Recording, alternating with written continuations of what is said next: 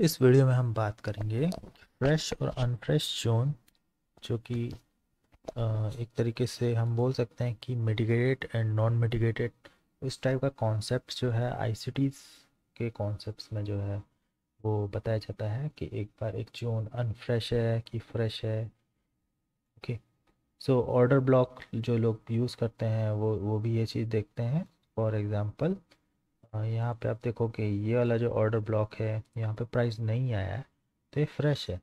लेकिन इस वाले ऑर्डर ब्लॉक पे आप देखोगे तो यहाँ पे एग्जैक्टली प्राइस आ चुका है। इसका मतलब है वो अगर प्राइस यहाँ से गिरता है तो दोबारा इसमें चांसेस कम है और इस वाले में चांसेस ज़्यादा है क्योंकि ये वाला फ्रेश है और नॉन मिटिगेटेड है।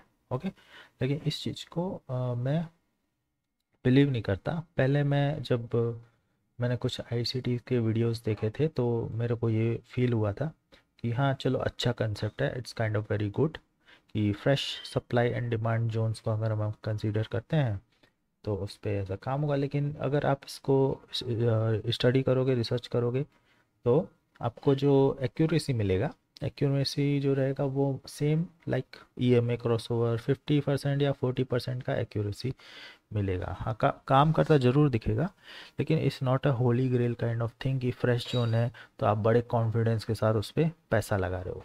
जैसे कि ये वाला मान लीजिए ऑर्डर ब्लॉक फ्रेश जोन है, तो इसकी कभी भी कोई ऐसे गारंटी नहीं है कि प्राइस आके यहाँ से रिजेक्ट होगा ही होगा। यूजुअली क्या होता है कि प्राइस यहाँ पे आके इस तरीके से इसको भी ब्रेकआउट कर देगा, एसएल वगैरह सब हिट कर देगा।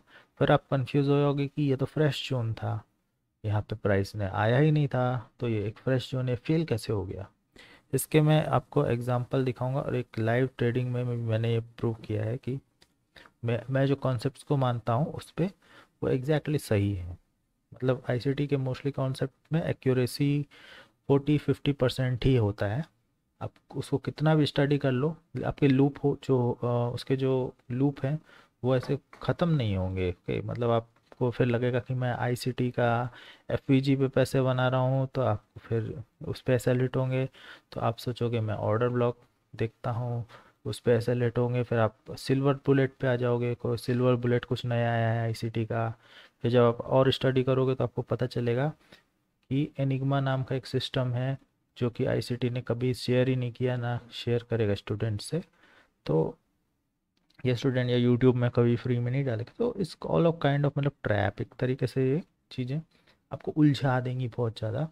और यहाँ पे सोल के चार्ट पे मैं एक कोशिश करूँगा बताने की चीज़ों को कि जैसे प्राइस ये ट्रेंड में आ रहा है, ठीक है, तो यहाँ पे हमें स्टॉप से देखना पड़ेगा।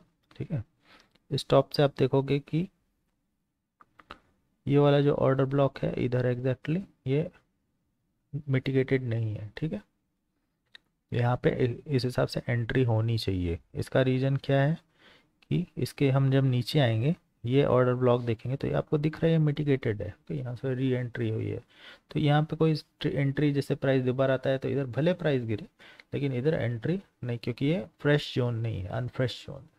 सो इन दिस केस ये वाला जो एरिया है काफ़ी मतलब अ, बहुत अच्छा एरिया है क्योंकि ये non mitigated. Okay, simple simple सा थ्योरी है। तो प्राइस नीचे गया, उसके बाद प्राइस आया, इस जोन पे आ रहा है तो हम रिएक्ट नहीं करें, हम इधर सेल ऑर्डर लगा के बैठे हैं। इधर प्राइस आया तो क्या किया उसने, इसका ब्रेकआउट दे दिया, आपके स्टॉप लॉस हिट। ठीक है, तो ये चीज़ अगर मैं मानता तो मेरी जो एक्यूरेसी होती ट्रेडिंग की वो हो जाती 30 से 40%, क्योंकि इसमें बहुत लॉन्ग वेटिंग ड्यूरेशन का टाइम होता है और उसके बाद भी कोई गारंटी नहीं रहती कि प्राइस फ्रेश जोन से रिट्रेस होगा। ये जो फ्रेश और फ्रेश जोन होते हैं ऑर्डर ब्लॉक भी हो सकते हैं, कोई भी चीज़ हो सकते हैं, support resistance supply and demand zone. तो ये जो मेरा लाइव का ट्रेड था सोलाना में, इस पे मैं आप लोगों को बताऊंगा कि मैंने क्या किया था। मैंने इधर सेल किया था, इस सेल के अप्रॉक्सीमेटली यहाँ पे, ओके, यहाँ पे सेल किया था एग्जैक्ट यहाँ। तो यहाँ एक्चुअली हुआ क्या कि प्राइस इधर पे आया और मेरा सबसे पहले हमें ये पता करना पड़ता है कि हमारा टीपी कहाँ पे है। ओके, तो हमारा टीपी जो है वो था ये जो आप देख रहे हो हैमर का एरिया वो था, ठीक है, ये हमारा टीपी था। तो जब भी हम सेल करते हैं तो आपको पता है कि एक्चुअली में सपोर्ट रेसिस्टेंस पे अगर आप काम करते हो, किसी भी टाइप का सपोर्ट और रेसिस्टेंस हो, तो उसके दो ग्लोबल रूल होते हैं कि प्राइस अगर ब्रेकआउट हो गया है तो इसको एंट्री ले लिया है तो फिर वो देर इज़ अ थ्योरी की प्राइस ऊपर जाएगा इसका ब्रेकआउट करके, और यहाँ से वापस आने के चांसेस कम होते हैं और वो इस तरीके से ही ऊपर जाता रहता है। दूसरा होता है कि प्राइस यहाँ से सपोर्ट एग्जैक्ट रिवर्स हुआ है तो इधर फिर से आता है पुल बैक लेने, इस तरीके से आता है। ये तो नॉर्मल रिजेक्शन है, लेकिन ये क्या है, रेसिस्टेंस टर्न इनटू सपोर्ट। ये बहुत ही बेसिक थ्योरी है, सभी को पता होगी। लेकिन ये कंडीशन कब वैलिड होती है मैं बताता हूँ। इस कंडीशन पे मैंने ट्रेड किया था, ओके। तो यहाँ पे एक्चुअली क्या हुआ कि सिनेरियो क्या हुआ उसको मैं बताता हूँ कि प्राइस इस मेरा ये रेसिस्टेंस है, ओके, ये रेसिस्टेंस है और ये सपोर्ट है। दो चीज़ ध्यान रखनी है, मैं लिख देता हूँ, ये है हमारा आर, ये है एस। तो अभी यहाँ पे हुआ क्या एग्जैक्टली मैं बताता हूँ कि प्राइस इधर गया, इधर जाने के बाद सपोर्ट ले लिया।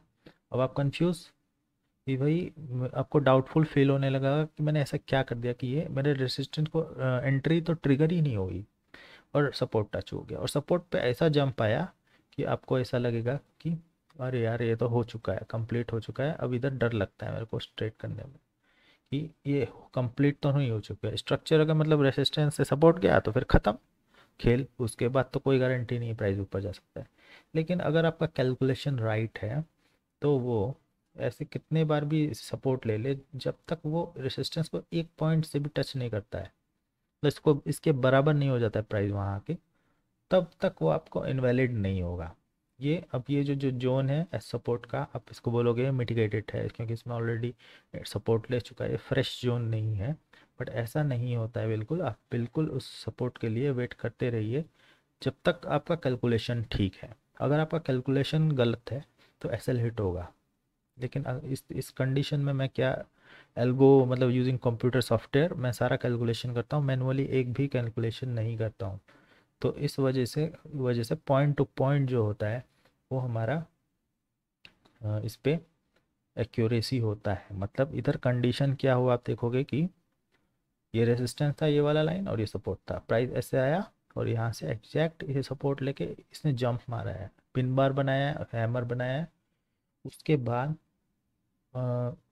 ये फील कराया कि ये सपोर्ट ले लिया। देखिए लोग क्या होते हैं जो इस तरीके का ट्रेड करते हैं कि रेसिस्टेंस ब्रेक पे सपोर्ट लेंगे, यहाँ पे बाई करेंगे, तो उन्होंने तो एक्चुअली वो अपनी जगह सही है, बाई कर लिया, लेकिन उनको ये नहीं पता कि अभी ये लेवल टच नहीं हुआ है। तो अर्ली मतलब एक कैंडल ब्रेक हो गया, थोड़ा पोजीशन डाल देते हैं अपना, लेट्स से 25%, उसकी वजह से यहाँ से पुल बैक आ जाता है। बट असली जो लेवल था वो टच नहीं हुआ है। तो जब असली लेवल यहाँ पे टच हो गया उसके बाद आपने देखा प्राइस ने फिर से कई बार डराया है इस टाइप से ऊपर गया। ये डराने के बाद इसलिए बोल रहा हूँ क्योंकि बहुत हैवी पोजीशन साइज होता है, जैसे कि आपका 200-300 डॉलर, तो ये आपको प्रॉफिट दिखाएगा, फिर ऊपर जाएगा, जीरो दिखाएगा, फिर $200 दिखाएगा, फिर जीरो दिखाएगा। तो इस तरह की कंडीशन हो सकती है, लेकिन आपको डटे रहना है। और फिर मैंने देखा ये जो जोन था ये अ, क्या हो गया, अनफ्रेश जोन हो गया, क्योंकि हाँ ऑलरेडी ब्रेकआउट के बाद यहाँ टच हो चुका है। तो ये कुछ भी बोलो, इसको ऑर्डर ब्लॉक बोलो, ये फ्रेश जोन नहीं है, ये है मिटिगेटेड जोन। तो उसके अनुसार यहाँ पे जो लॉजिक बोलता है आईसीटी का कि अनफ्रेश जोन है या नॉन मिटिगेटेड जोन है, तो वहाँ पे आपको एंट्री नहीं करनी है। लेकिन मैंने अपना यहाँ एग्जिट किया टीपी और यहाँ पे प्रॉफिट भी बनाया। एक डेमो ट्रेड मैंने एग्जांपल में रिकॉर्ड भी किया हुआ है, जो कि मैं अभी आप लोगों को इस पर दिखाऊंगा। तो इसका इस वीडियो का मोरल यही है कि फ्रेश और अनफ्रेश कुछ भी नहीं होता है, ना मैं इस चीज़ पे बिलीव करता हूँ। अगर आपका लॉजिक सही है तो प्राइस उधर आएगा ही आएगा, कुछ भी हो जाए। ओके, सो चलिए मैं आप लोगों को वो लाइव ट्रेड का वीडियो दिखाता हूँ जिस पे मैंने इस लॉजिक को ट्रेड किया था, और ये जो लॉजिक है फ्रेश और अनफ्रेश का उसको कम्प्लीटली अवॉइड किया था।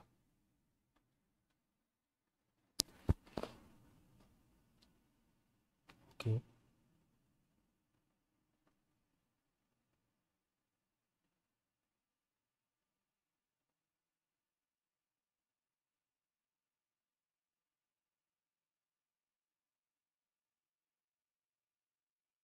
Okay, so let's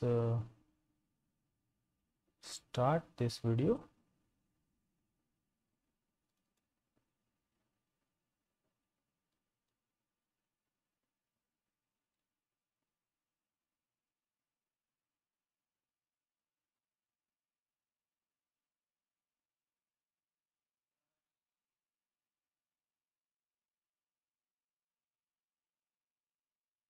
Okay, I have opened the wrong video, so this one I have to open this.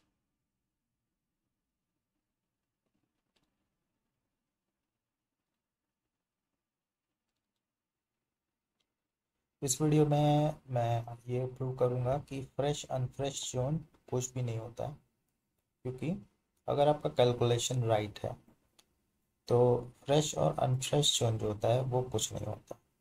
क्योंकि इसमें मैं देखिए मेरा रेजिस्टेंस ये वाला था, ठीक है, लेकिन मैं यहाँ पे आपको एक चीज़ दिखाऊंगा कि ये जो मेरा टीपी है ये अनफ्रेश है। अनफ्रेश का मतलब ये प्राइस इसका जब ब्रेकआउट हो गया इस रेजिस्टेंस का, इसका ऑलरेडी सपोर्ट ले चुका है, लेकिन आपने देखा कि वो मेरा जो लेवल था वहाँ से नहीं गया है, प्राइस इधर से ही है रिजेक्ट आके एकदम से पिन बार बनाया है। लेकिन यहाँ पे लिक्विडिटी अभी भी है कि पिन बार बनाया है, तो अगर ये अनफ्रेश जोन हो जाता तो प्राइस यहाँ नहीं आता और मैं अभी भी अपने टीपी पे टिका हुआ हूँ। तो जैसा कि आप देख सकते हो इसमें मैंने एक्सप्लेन किया है और फिर एग्जैक्ट मैं अपना टीपी पे बना हुआ हूँ, और उसके बाद जैसे देखिए प्राइस ने काफ़ी बार ऊपर जाने की कोशिश की, लेकिन अल्टीमेटली वो नीचे ही आया। आप यहाँ पे मेरा टीपी जो है वो हिट हो गया है। ओके, यहाँ पे आप देखोगे कि ये स्टॉक मार्केट कैंसिल और ये यहाँ पे एग्जैक्ट मेरा टीपी हिट हो गया। उसके बाद दूसरी बात ये रहती है कि ये जो पिन बार्स बने होते हैं इनके नीचे लिक्विडिटी होती है, क्योंकि यहाँ पे लोग जो होते हैं अपना स्टॉप लॉस लगाते हैं, तो वो मैक्सिमम स्टॉप लॉस लेने प्राइस जाता ही जाता है, ठीक है। और आप देख रहे हो कि ये जो इस तरीके से पुल बैक्स आया ना, ये देखिए लिक्विडिटी लिया, क्योंकि एक जो ये रेंज बना रखी है मैंने, इसके नीचे भी कहीं एरिया में स्टॉप लॉस होता है लोगों का। वो जैसे ही इसने लिक्विडिटी लिया फिर आप देख सकते हो कि प्राइस किस तरीके से ऊपर भागा है एग्जैक्ट। तो मैं आपको एक टिप्स बताता हूँ कि किस तरीके से लोग स्टॉप लॉस लगाते हैं। सो ये चीज़ जो है कि यहाँ पे आपको क्या है कि जो भी कैंडल होता है उसका साइज लेना पड़ता है, रेंज जो भी मतलब लोएस्ट कैंडल है। जैसे मान लीजिए ग्रीन वाला लोएस्ट कैंडल है, तो ये जो है एरिया आपको इसके नीचे ऐसे लगा देना है, और उसके बाद ये जो एरिया है इस रेंज में कहीं स्टॉप लॉस लगाते हैं, क्योंकि ये जो एरिया है वो हिट करना मुश्किल हो जाता है। अगर आप इस एरिया के 50% पे भी ऐसे लगाते हो तो भी आप देख रहे हो आप बच रहे हो, ठीक। क्योंकि इसको मैं यहाँ पे अगर लगाता हूँ तो इस एरिया पे आप देखोगे कि आपका स्टॉप लॉस हिट नहीं हो रहा है। या तो 50% पे लगा सकते हो या फिर 100% पे, ओके। और लेट्स से कि कैंडल रेंज छोटा है तो स्टॉप लॉस भी छोटा बनेगा, कैंडल रेंज बड़ा है मतलब रेंज का मतलब हाई माइनस लो, उसी का डुप्लीकेट किया है। तो ये जो टिप्स है आप इसको अप्लाई कर सकते हो रिस्क मैनेजमेंट के लिए, and I hope this video is helpful. That's all, thanks for watching.